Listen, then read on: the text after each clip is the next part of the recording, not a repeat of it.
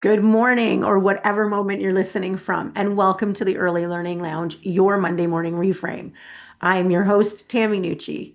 This is a space where early learning leaders, educators, and advocates pause, reflect, and reconnect with the purpose behind the work that we do every single day.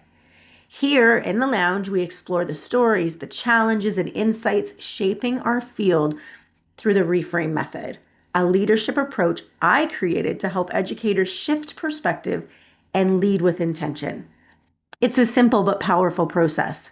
Recognize what matters, reconnect with your purpose, reframe your perspective, and rewrite the story moving forward. Because when we change the way we see our work, we change the way we lead.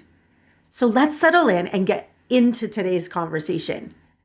Recently, I was scrolling through an early learning Facebook group, and when I came across a post and read it, it stopped me in my tracks. It read, ECEs are underpaid, undervalued, and it's not worth it. I had to pause because I literally felt it. Something had triggered. It wasn't just the words, it was the weight behind them. It brought up a lot of emotion for me. In today's episode, I want to explore why statements like this resonate so deeply in our field and what they reveal about how we see the role as the early childhood educator. Because the way we define our role, whether it be babysitters, educators, or pedagogical leaders, it shapes everything about our practice. The term babysitting still shows up in conversations about early child education, sometimes casually, sometimes dismissively. And while it doesn't reflect the depth of the work, it does reflect how the role is often perceived. At its core, early childhood education is not just about care. It's about relationships, it's about development, it's about how children come to understand themselves, others, and the world around them. I have been in this field doing this work for over 30 years. And in that time, I've watched early childhood education evolve in the most meaningful ways. I've seen shifts in how we understand children, how we talk about learning, and how we begin to recognize the complexity of the work. And I'll be honest, I feel a deep sense of pride in how far we've actually come. But I also think it's important that we continue to reflect on the role honestly, because how we show up in our work matters. And we are simply supervising children, well, that is babysitting. When we are directing all of the learning, we are functioning as educators. But when we slow down and we start observing, interpreting, and creating space for meaning making, when we are co-learning, co-collaborating, and co-researching alongside children, that's when we step into pedagogical leadership. The shift isn't what we do, it's how we think about what we do. And there's another part of this conversation I think we need to name. As a profession, we want to be recognized, valued, and respected for the work that we do, and rightfully so. But with that comes responsibility. We can't show up in ways that are inconsistent with professional practice and still expect to be seen as professionals. Professional identity is not just something we ask others to recognize. It's something we demonstrate through our actions, our language, and our daily practice. And there's one more part of that statement that keeps coming back. It keeps coming back to haunt me.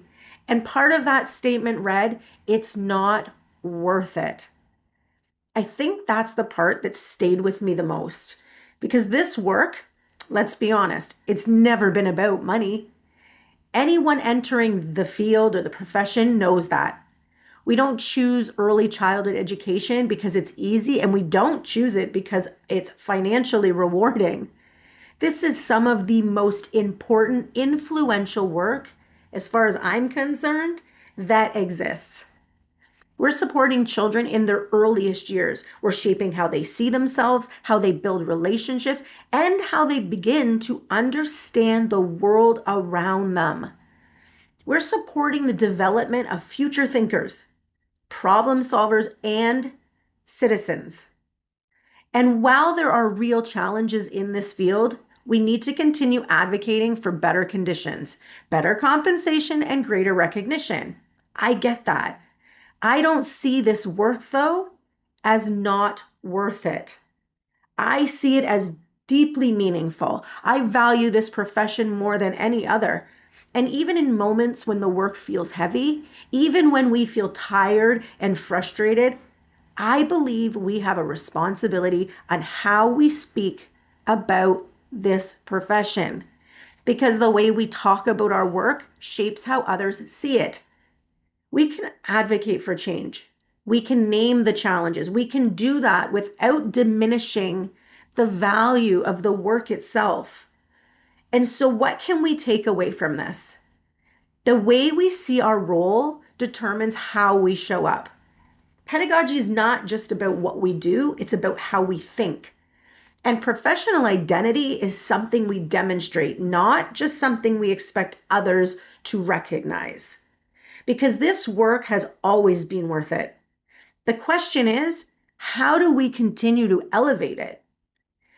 And as we think about what it means to elevate our work and our leadership, I keep coming back to a phrase we hear often in the field. I have an open door policy. But what if the real question isn't whether the door is open, but whether people feel safe enough to walk through it? And maybe even more importantly, could the same be true for children? That's where we're going next week in episode 23. Thank you for spending part of your day here in the Early Learning Lounge with me. If today's conversation resonated with you, I invite you to share it with your colleagues, a friend, or another educator who might need this reminder. You can find more resources, speaking information, and upcoming conversations at tammynucci.com.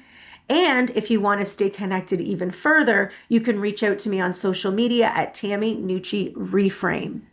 And remember, the grind is constant, and the heart, your heart, it's what makes it all matter. Because when we change the way we see our work, we change the way we lead. Until next week, don't forget to refill your cup. 1,